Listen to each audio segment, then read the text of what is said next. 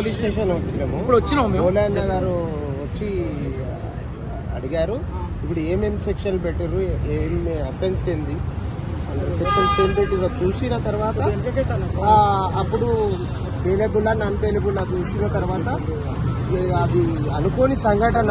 ఇప్పుడు చాలా మంది ఫ్రాంచైజీలు ఒక్కొక్కసారి దురదృష్టవశాత్తు అట్లాంటి సంఘటనలు అవుతాయి.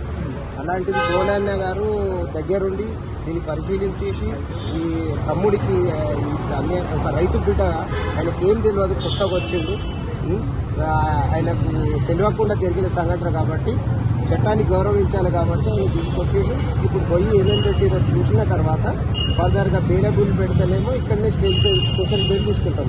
నాన్ బెయిలబుల్ పెడితే దాన్ని చట్టపరంగా ఇండియాలో తీసుకుంటాం. అంటే ఆల్రెడీ ఇంటిమేషన్ ఇచ్చిన తర్వాత కూడా వచ్చారని చెప్పని అంటున్నారు కదా, మరి దాని మీద ఉంటారు. ఆల్రెడీ ఇంటిమేషన్ ఇచ్చిన తర్వాత కూడా వచ్చారు అని చెప్పని అన్నారు. మేము వస్తున్నాము, అసలు ఏందో వాస్తవ పరిస్థితి మాట్లాడితే బాగుంది.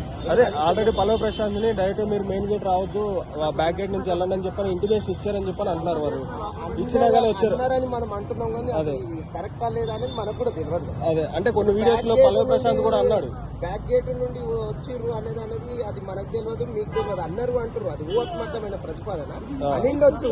చట్టాన్ని గౌరవించాలి, ఇది చేయాలి. ఏదో మిస్టేక్ జరిగినా ఏమైనా కానీ ఆయన ఒక రైతు బిడ్డ ఆయనకి ఏం తెలియదు, వచ్చిండు, ఏదో దురదృష్టవశాత్తు సంఘటన అయింది.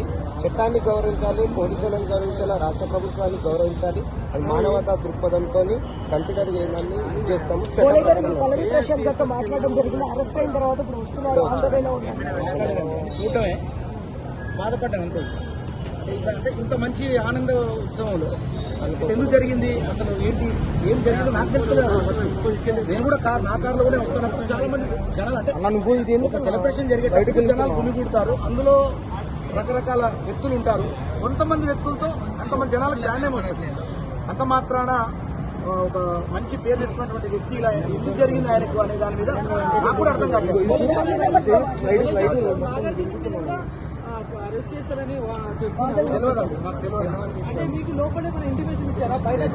కళ్ళ కనిపించేది ప్రశాంత్ విషయం కనిపిస్తుంది. ఏం జరుగుతుందో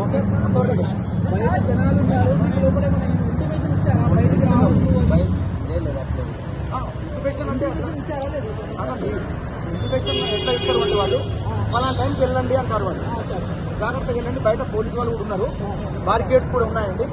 ఆ రకంగా మీరు ఒక 5-6 కార్లు ఒకేసారి పెట్టారు, వరుసగా పెట్టి పంపించారు మమ్మల్ని. అందులో నేను కూడా ఉన్నాను. సో జనాలు ఒకేసారి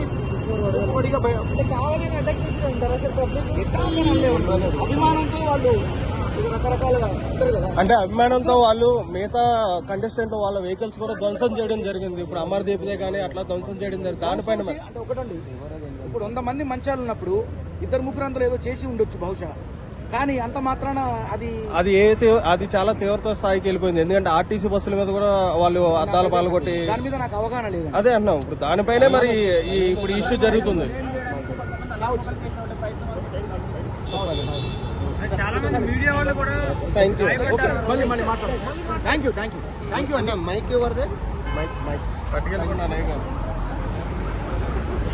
సబ్స్క్రైబ్ చేయండి. Please do subscribe to. Please like, share and subscribe to top Telugu TV. Top Telugu TV. Top Telugu TV.